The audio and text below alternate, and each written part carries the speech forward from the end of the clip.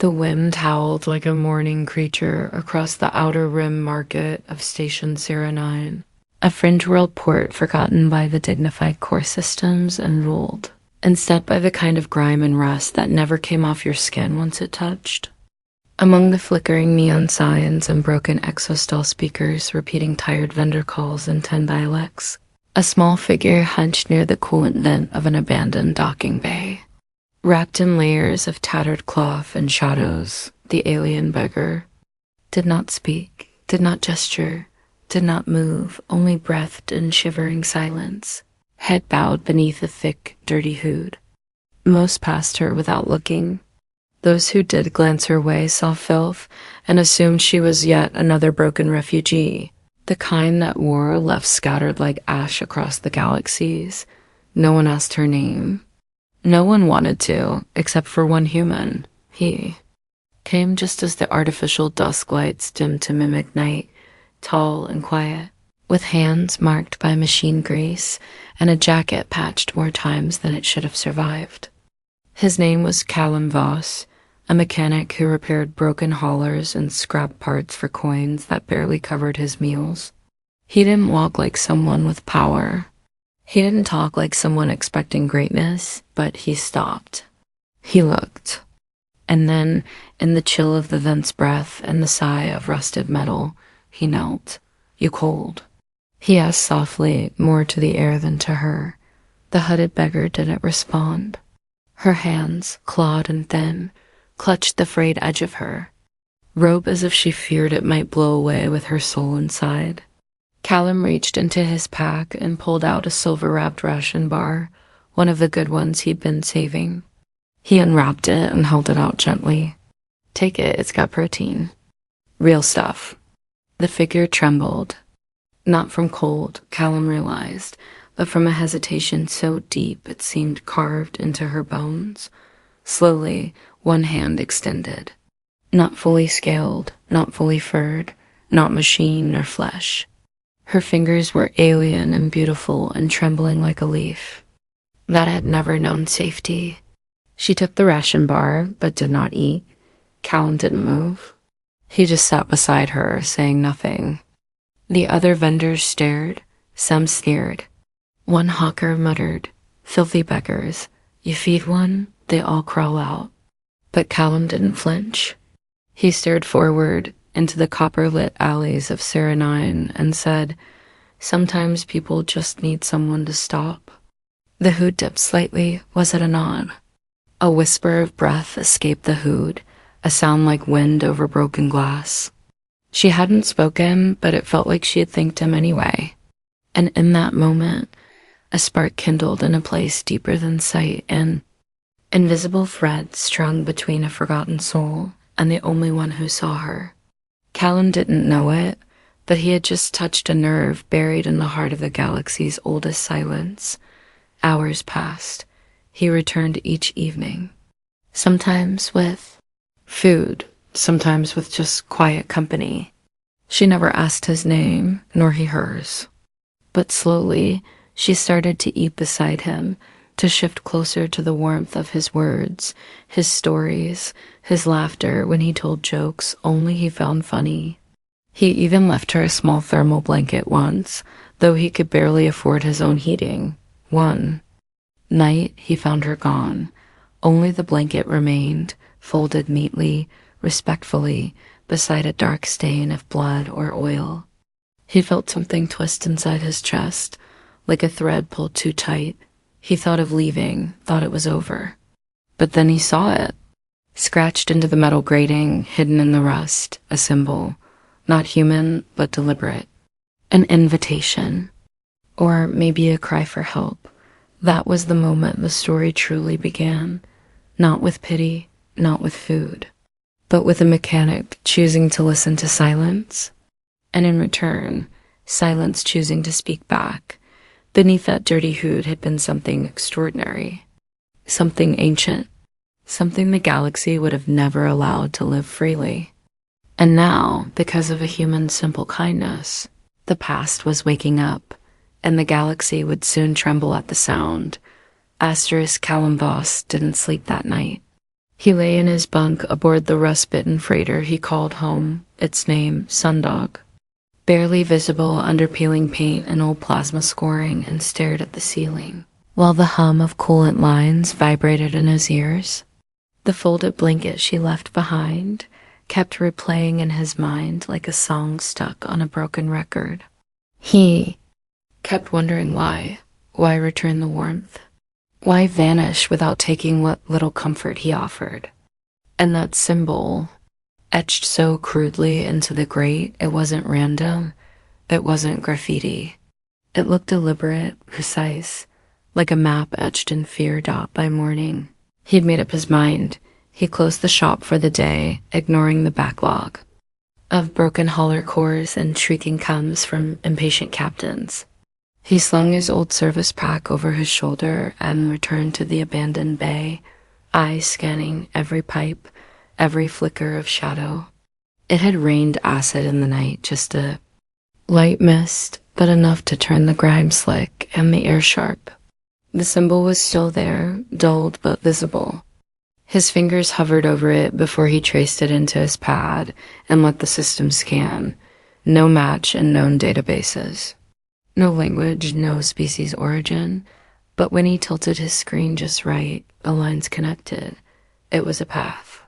A directional glyph. Coordinates, maybe. He followed, through maintenance shafts long since condemned, where leaking steam hissed warnings in every step. He ducked past broken bulkheads, old quarantine seals, and a collapsed corridor lined with blackened scorch marks, reminders that this station had once been in someone's crosshairs. Callum pressed forward, flashlight flickering, until he reached a maintenance door jammed half open with a crowbar. He heard it before he saw it. Breathing soft, uneven. Wheeze just past the edge of life. She was there, slumped against the wall, one leg clearly injured, part of her robe soaked in something dark and metallic. The hood still covered her face, but the rise and fall of her chest told him she was alive barely. Callum dropped to his knees and pulled open his medkit, hands shaking. "Hey, it's me," he said gently. "Don't freak out. I'm gonna help." She flinched when he touched. Her hands rose instinctively, not to attack, but to cover her face, to shield herself like a child waiting for pain that always came. But Callum didn't stop. He unwrapped the cloth from her leg, exposing not flesh, but a complex weave of sinew and metal, grafted in ways he didn't understand. Some parts were organic, others shimmered with technology he'd never seen. The wound was deep. She'd been hunted. "You're not just a refugee," he whispered.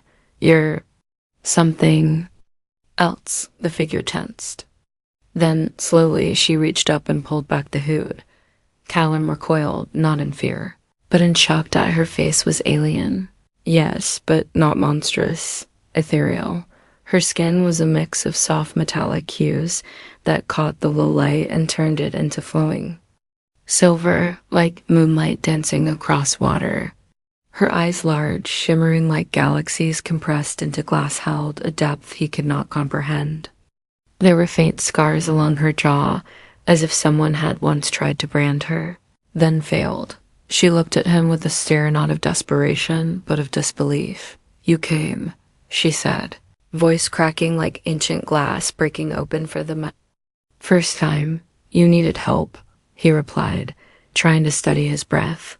"No one comes back for me," she said quietly, almost as if the sentence was a memory rather than a thought.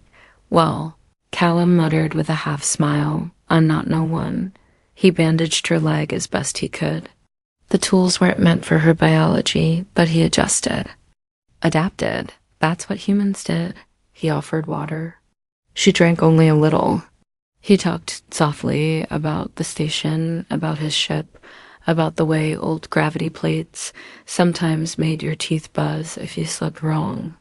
She listened in silence, head tilted like someone remembering how to be alive. "What do I call you?" he asked at last. She hesitated. "Sir, Jasir. For now," and then her eyes met his. Not pleading, not begging warning. They'll come for me soon. Who?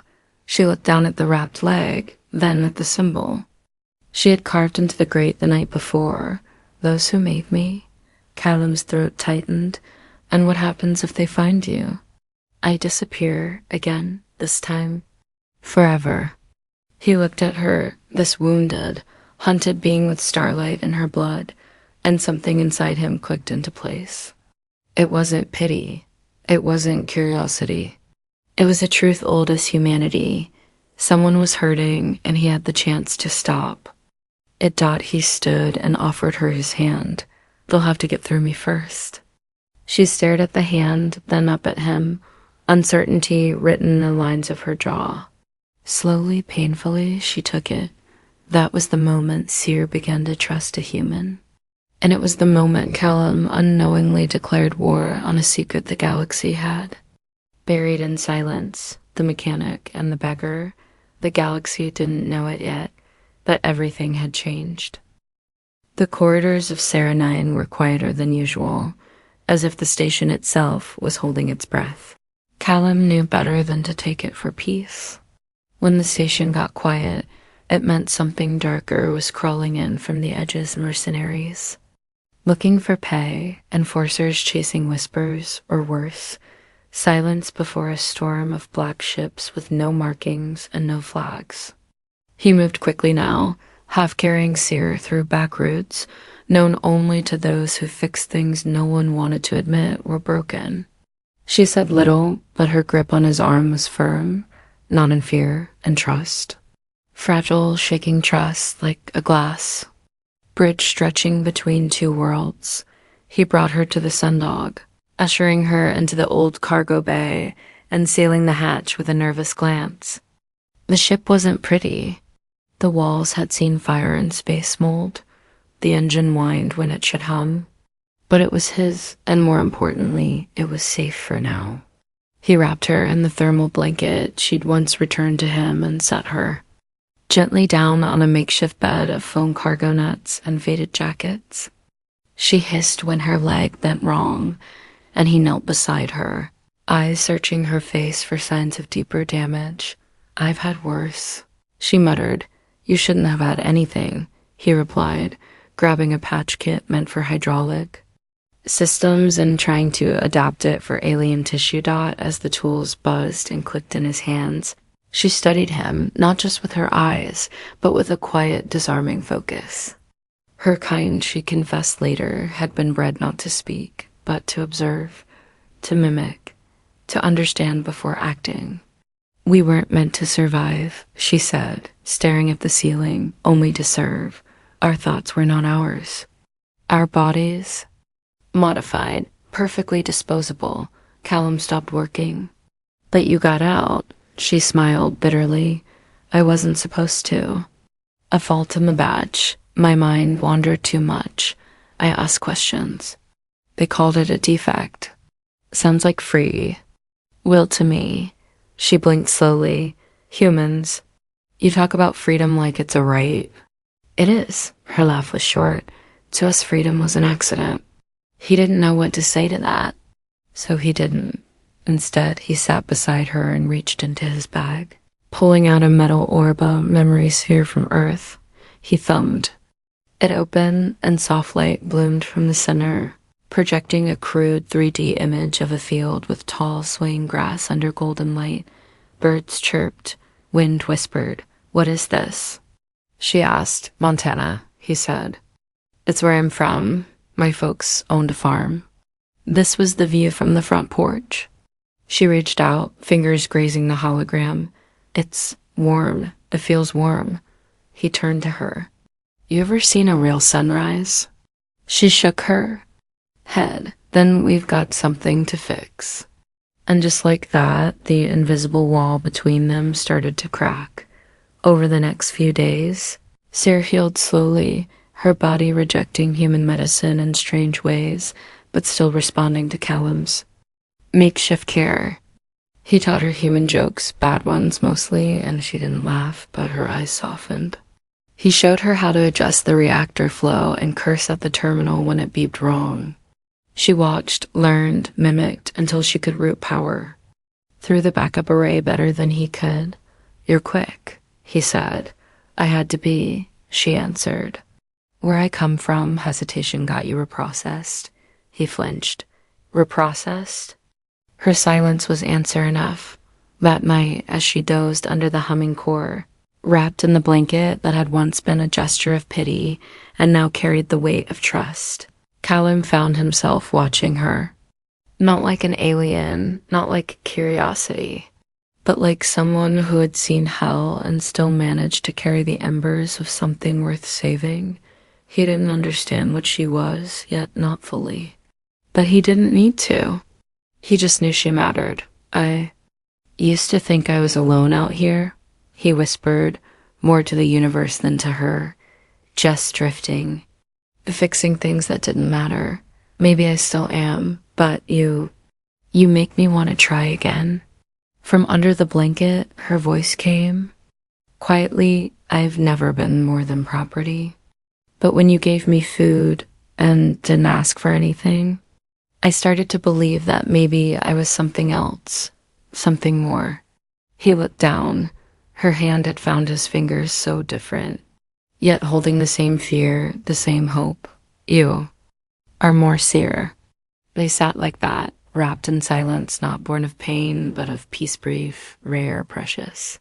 Neither knowing that the galaxy had already begun to stir, that eyes had found them, that the moment of kindness between a mechanic and a broken experiment had triggered alarms in places where hearts had long since turned to steel. But for now, it was just them, one human, one alien, and the fragile beginning of a bond that might change everything. Asterisk, the hum of the Sundog's engine filled the background like a lullaby woven from old metal and heat. Sire sat beside Callum in the dim glow of the diagnostics terminal, her leg wrapped in improved graft he'd custom rigged from spare exolimb parts and modified coolant tubing. She was healing, but something in her eyes had shifted, become distant, distracted, as if memories long buried were slowly rising. Clawing through the layers of silence she had learned to wrap around herself like armor, Callum noticed. He always did. "You haven't touched your food," he said, sliding a half-eaten synth loaf across the crate they'd been using as a table. "Bad mix today." She looked up slowly. Her eyes shimmered dimly in the console light. "I'm not hungry." "Liar," he said with a smirk, but his voice didn't carry the usual weight of teasing. Seer lowered her gaze. Her fingers trembled as they traced the metal edge of the crate. "There's something you need to know," she said at last. "Before it's too late." Callum's heart tightened. "Are you sick?" She shook her head. "Worse." She stood slowly and walked to the center of the bay. Then, with a motion so deliberate it felt ceremonial, she peeled off the outer robe that had hidden her for so long. Beneath the ragged layers was a bodysuit, organic and mechanical threads fused directly to her skin, pulsing faintly with light. Glyphs shimmered beneath her surface, moving like ancient code across her arms, her chest, her spine. Her voice dropped low, a whisper soaked in warning. "My name is not Seer, not originally. That was the name I gave myself. The one I wanted, the one that could mean anything." Callum stepped forward, his breath caught somewhere between awe and dread. "I was born or engineered under designation SIR-9, she continued. "A prototype built in the cradle of Octory. Part biological, part machine. They called us sentient interface replicas. Weapons that could learn emotion, adapt behavior, blend into enemy societies. We were not born to fight with guns, but with stories, with kindness, with trust." Callum swallowed. "You were infiltrators." Her head dipped. "We were ghosts. We could mimic the pain of others, learn their wounds, gain their confidence, and then trigger collapse from within." Hit backed away slightly, the weight of the revelation pressing into his chest like cold iron. "So that's why they were hunting you?" "I wasn't just a mistake, Callum," she said, her voice breaking like a wave over sharp rock. I betrayed them. She sat back down slowly, as if gravity itself had turned against her. Her hands were shaking now, and when she looked up, her eyes were full of something raw and unguarded. Not the machine precision of a tool, but the bleeding vulnerability of a person who had done the unthinkable. I was deployed once to a human colony. I was meant to embed, learn, and unravel them from the inside. But the children there, they were so loud, so alive. One gave me a necklace made of painted stone and called me her sister. She had no reason, no reward, just joy. She closed her eyes. I warned the colony. I helped them escape before the purge. For that, I was marked, not just for deletion, for dissection. Callum stood frozen. His mind spun through everything, her silence, her fear, her scars. Not random, not refugee. A weapon turned rebel. A lie that chose to tell the truth. Why? Tell me now? He asked softly. Because I don't know how much longer we have, she said. Because you deserve to choose. If you want to turn me in, now's the time. He stared at her. The room was quiet. Then he walked over, sat beside her again, and took her hand in his. I already chose, he said. The first time I gave you that ration bar. Her breath caught. Her fingers clenched his. You don't understand, Callum. If they find me, they won't just kill me. They'll erase everything I ever touched. You, the ship, the station, even the records of your name.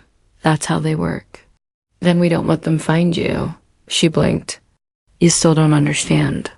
She reached into her side and pulled something from beneath the layer of her bodysuit, a shard of crystal no bigger than a fingernail, glowing faintly in patterns that pulse like a heartbeat. She placed it in his palm. This is my mind core, the original code. If I'm captured, they'll rewrite me, turn me into something worse than what I was meant to be.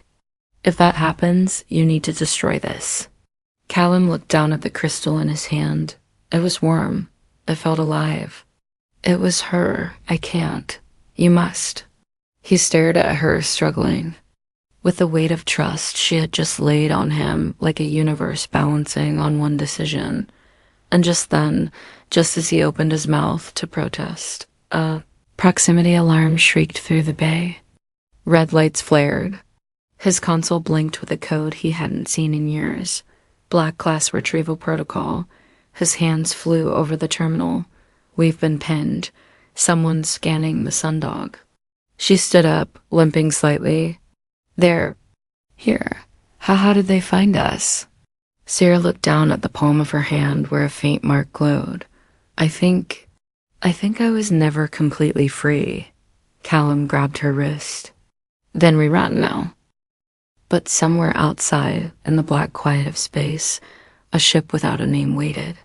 And it had already locked onto her signature dot, and onto his dot asterisk. The red glow of emergency lights turned the sundog's rusted walls into streaks of blood and shadow. The ship groaning as it pulled away from the station like a wounded animal trying to flee a predator it couldn't see but knew too well. Callum's fingers flew over the manual faster controls, bypassing the autopilot systems which had already been infected by something he didn't understand. A black signal, a whisper from deep code, had slipped into the sundog's spine. It was hunting them from the inside, navigations being overridden. He shouted, sweat pouring down his back, as he rerouted power to the external dampeners. They're trying to lock us into orbit. Sear stood braced against the wall. Beside him, one hand gripping the rail, the other clenched tight around her core shard. Her body flickered with pulses of light, her suit reacting to something beyond normal sensors, like she could feel the presence of the ship tracking them. Her voice was sharp, cold, edged with fear and memory. They've deployed an anchor. We have less than 2 minutes before the gravity tether pulls us back. You can't break free with this engine, Callum swore. The anchor, an illegal graviton snare used only by ghost fleets and extermination squads. No one was supposed to have them. Not legally. But then again, no one was supposed to escape from whatever place Seer had come from either. We need to vent the rear fuel cells, she said, manually. That could ignite the whole ship. It might also give us enough thrust to break the tether's grip. Callum's hands trembled on the controls. You don't ask someone to blow up the engine that's keeping them alive. You don't ask someone to die in pieces either, she said, quietly, and that's what they'll do to you, Callum. You think I was the only one they tracked? The moment they know you helped me, you're marked. You'll be picked clean from orbit and dumped in the memory banks as a loss during maintenance error. You'll vanish. He looked at her, really looked at her. The fear in her eyes wasn't just for herself, it was for him. She wasn't thinking like a weapon anymore. She was thinking like a person. Promise me, she said, stepping forward. If this goes wrong, you destroy the shard. Don't let them take me. He clenched his jaw. No, if this goes wrong, I'll blow the whole damn ship before I let them near you. For a brief second, something passed between them, a flicker of light in the dark, wordless and sacred. Then they moved. Callum ran toward the aft core housing, every corridor shaking with the pressure of the tether tightening around the sundog. His ship buckled as if gripped by invisible chains. He could almost hear the voice of the retrieval AI, cold and clinical, calling out to no one, asset located.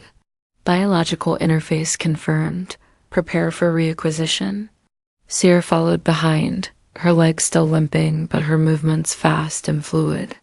They reached the rear vent array, a maze of exposed pipes and ancient regulators, and without a word, she began tearing through the housing with terrifying precision like she had done it before.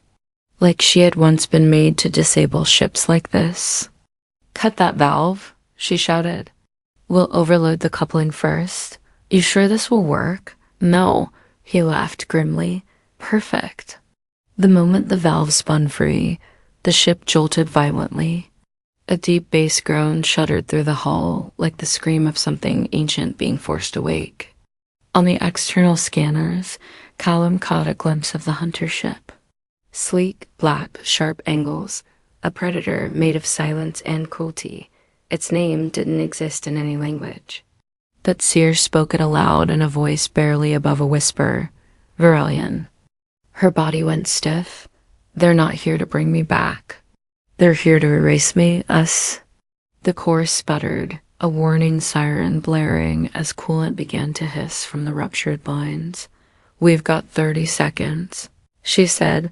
Then let's give them hell, Callum growled.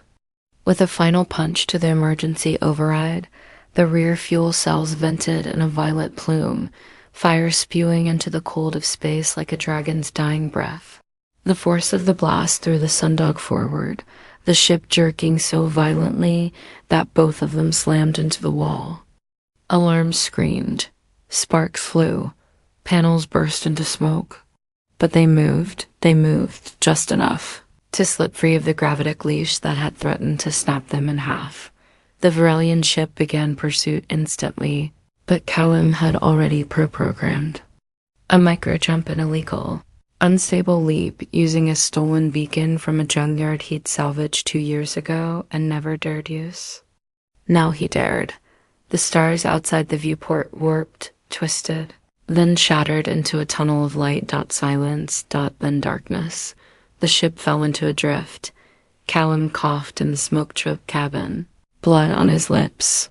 Seer pulled him out of the console seat, half dragging him toward the storage bay where emergency oxygen and power were stored.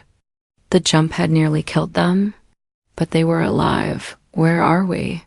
She asked. Callum looked up at the blinking coordinates. Dead zone, he muttered. Unmapped belt between Janus Core and Duskfall Drift. No one comes out here. Good. She sat beside him, trembling. You saved me, she whispered. You saved us, he said. But even as they sat in that stolen silence, both knew it was not over. They had bought time, not peace.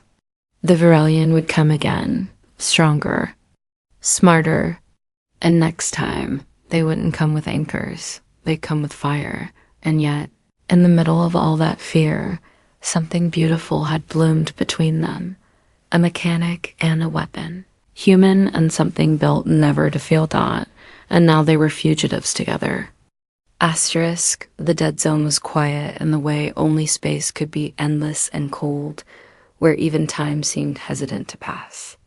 The Sundog floated through a debris field of ancient mining wrecks and shattered survey ships, their names long erased by solar winds and silence. Callum had patched the engines just enough to drift and hide. The main systems were running off auxiliary power, and oxygen was rationed down to hours. But it wasn't the silence that made Seer uneasy, Dot. It was the song. Faint, almost imperceptible, like a ripple in thought rather than sound. A coded frequency Virelian? Seer felt it through the deep channels of her mind, the ones she had buried but could never fully erase. They were calling, not her, but to her, whispering orders into a body that had once been theirs to command. They found us, she said flatly. Staring through the cracked viewport, Callum leaned forward in his seat, eyes scanning the shadows in space. At first, there was nothing. But then the stars shimmered and bent. A shape unfolded impossibly sleek, made of dark angles and black light. The Virelian cruiser did not emerge. It revealed itself like a thought suddenly remembered by a cruel mind. We're out of fuel, Callum muttered, jaw tightening, and weapons and time. We're not out of choices, Seer said. He looked at her. Her face was calm, too calm. She had stopped shaking. The fear had become something else resolve. They don't want you, Callum, she said softly. They want me, my code, my obedience. I can feel them pulling. If I go out there, they'll stop. No, he growled, standing up so fast his chair slammed back against the bulkhead. You think I went through all that just to let you hand yourself over like cargo? This isn't about just me anymore, she said. If they take me, they'll rewrite me. And when they do, they'll use me to track down every colony I ever touched. Every child who ever smiled at me. Every human I learned to love. Callum's fists clenched. Then we fight. With what? She asked gently. He looked around. A broken hull. A cracked ship. A mechanic with 2 broken ribs. And one alien girl who had more courage in her heart than half the military fleets in the galaxy, Dot, and still he nodded. With this, he pulled the emergency broadcast. System online, a crude wideband frequency meant for distress signals. But he didn't record a plea for help. He recorded a message. His voice was steady, human, raw. My name is Callum Voss. I'm a mechanic from Earth. And I'm currently aboard the Sundog with a life the galaxy doesn't want to exist. She's not a weapon. She's not a spy. She's a person. Her name is Seer, and she made her own choices. She saved lives. She chose kindness. And because of that, they're coming to erase her. But I won't let them. Not without the galaxy hearing her voice first. He turned to Swire. Her hands shook as she reached for the mic. This is Seer, she said, voice barely audible at first. I was made to deceive you. I was made to mimic your love, your grief, your laughter. But what they didn't expect is that I would fall in love with it. I found something in humanity that the engineers couldn't program out of me.